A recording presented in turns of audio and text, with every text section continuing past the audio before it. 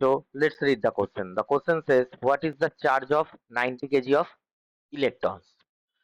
Now, the key concept related to this question, that is the properties of electron.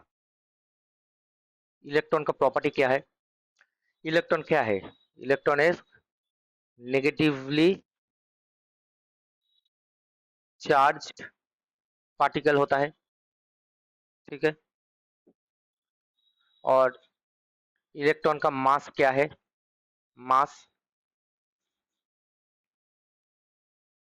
That is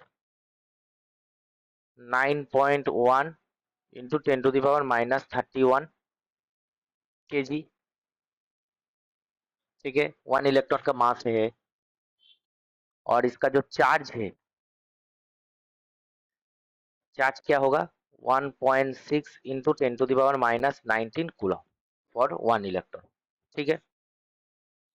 अब इस question में पूछा है what is the charge of 90 kg of electron. So 90 kg. अब mass, इसका mass क्या है? 9.1 into 10 to the power minus 31 kg.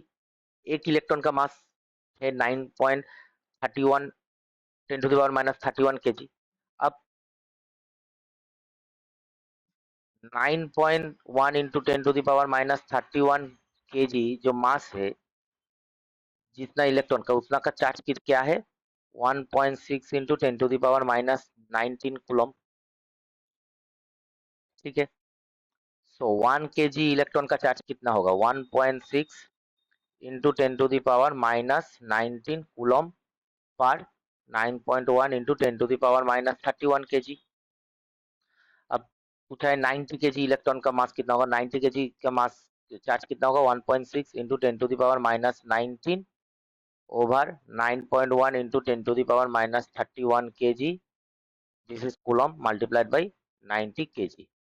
kg kg cancel out हो जाएगा, ठीक है. और उसका आंसर जो आएगा 1.58 into 10 to the power 13 coulomb, ठीक है. यही है हमारा चार्ज 90 kg ऑफ इलेक्ट्रॉन्स का. अब देखते हैं कौन सा वाला ऑप्शन में है. ऑप्शन ए में ही है 1.58 into 10 to the power 13 coulomb.